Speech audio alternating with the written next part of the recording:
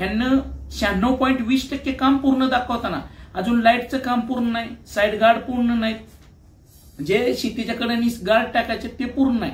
आता पिंपरजची इथं परिस्थिती बघितली तर उसातलं पाणी रस्त्यावर येऊन रस्त्यावरून वाहतंय. मग हा हायवे आहे का झेडपीचा रोड आहे असा एक प्रश्न पडलाय. दुसरा विषय राहिला सिक्युरिटीचा.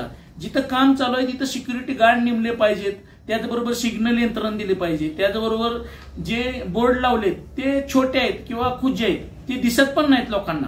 आणि जिथं डायव्हर्शन आहे तिथं यांचे सिक्युरिटी गार्ड नाहीत. या आरकेसीचं एक नंबर भांगार काम आहे. त्यांना पूर्ण रोड हा एखाद्या नवीन कॉन्ट्रॅक्टर सारखा झालेला आहे. एक लेवल नाही, सगळी पूर्ण खालीवरती झालेला रोड आहे. त्यांनी जे रस्त्याची क्वालिटी केली, जिथं ब्रिज पूर्ण झालेत तिथं काळे पांढरे पिवळे पट्टे नाहीत. म्हणजे सेफ्टीचं काही यांना पडलेलं नाही. 100हून अधिक लोक इथं मृत्युमुखी पडलेत. ह्यांना त्याचं घेणं देणं नाही. ह्यांना फक्त टोल चालू करून वसुली करणे. ह्या कदमने सगळ्यात घाण प्रकार म्हणजे एवढी मोठी अतिवृष्टी झाली पण कदम इथं एकदाही भेटायला नाही, लोकांची अवस्था पाहायला आला नाही. त्याचबरोबर टोल नाक्यावरील त्या अधिकारी ते लोकांनी रस्त्याचे पैसे घेतलेत. म्हणजे आता काय दिलेलं पैसे वसूल करायचा धंदा चालू केला घ्यानं. स्थानिकांना जर तिथं न्याय मिळणार नसेल तर ह्या टोलचं काम नाही. आणि आता हा टोल मी तर पूर्णतः म्हणतो येणारी जी वारी आहे त्याच्यावर डोळा ठेवून त्यांच्याकडून लाखो कोट्यावधी रुपये वसूल करण्यासाठी टोल दाढ घातलेले आहे. ह्या टोलवाल्यांना कसल्याही प्रकारचं दयामाया नाही. आणि त्याबरोबर रस्त्याचं काम अपूर्ण असताना हा टोल बंद झालाच पाहिजे. जर हा नाही झाला तर येणाऱ्या 8-10 दिवसात त्या टोल विरुद्ध उग्र आंदोलन करणार आहे.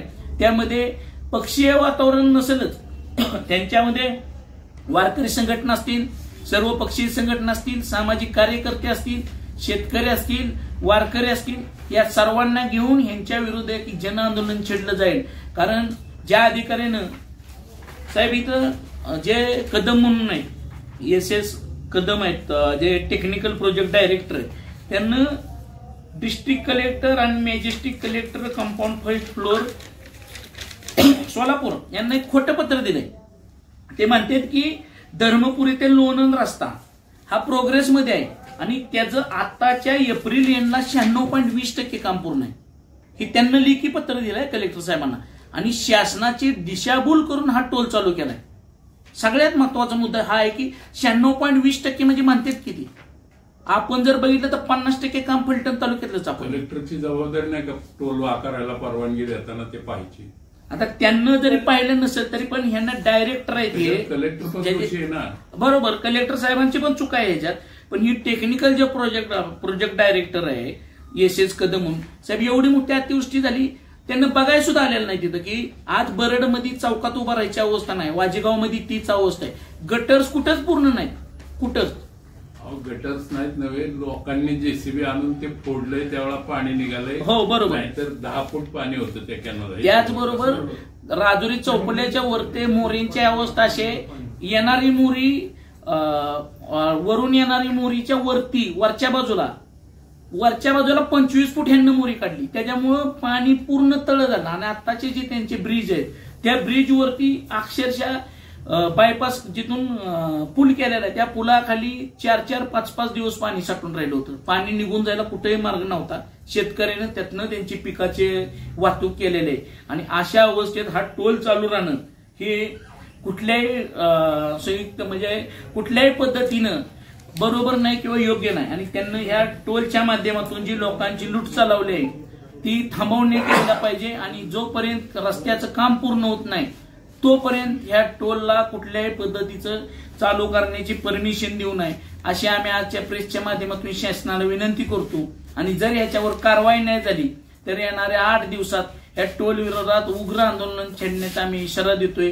ह्याचबरोबर आताच छत्रपती प्रतिष्ठान महाराष्ट्र राज्य शिवाजीराव भोसले यांना पण इथं आम्हाला पाठिंबा दिलेला आहे. त्याचबरोबर मनसे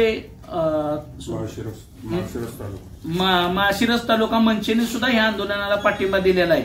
आम्हाला बऱ्याच प्रकारे वारकरी संघटनांनी सुद्धा सांगितलेलं आहे की आम्ही तुमच्या बरोबर आहे. कारण त्यांना सुद्धा ह्या आषाढीमध्ये ह्या टोलचा खूप त्रास होणार आहे.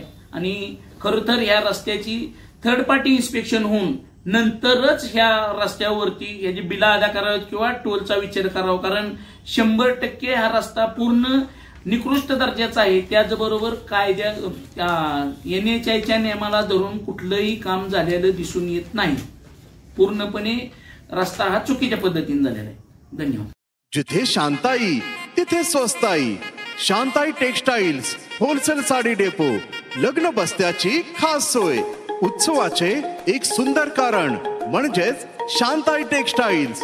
शालू, Paithani, Banaras silk, fancy designs, Kashmir silk, Peshwai sari, Kanjeevaram sari, suiting and shirting. जिथे शांताई तिथे स्वस्ताई. थेट कंपनी ते ग्राहक सेवा.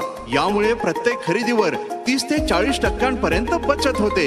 त्यामुळे खरेदीसाठी आता वाट कसली पाहताय? अहो आजच भेट द्या शांताई टेक्सटाईल्सला. आमचा पत्ता शाखा क्रमांक 1 यशवंतराव चव्हाण हायस्कूल समोर, रिंग रोड, फलटण. शाखा क्रमांक 2 हॉटेल आशीर्वाद मच्छी समोर, मोतीबाग, इंदापूर रोड, बारामती.